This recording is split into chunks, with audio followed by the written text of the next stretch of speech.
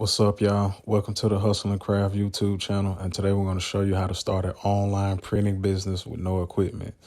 And to get started, we're going to use a wholesale printing service.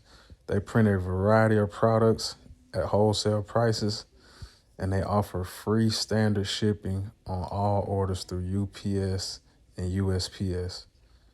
With this service, you can get 1,000 business cards for only $30.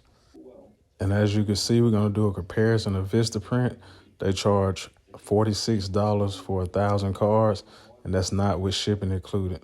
Another product that they offer that'll be profitable for your business are yard signs. They even have election campaign kits that'll allow you to target that particular audience. And they also offer competitive pricing for drop shipping t-shirts at $9.50. The last product I'm going to talk about are the wholesale stickers and product labels. These are good for brand owners and people who own products. That's a good target audience and very profitable.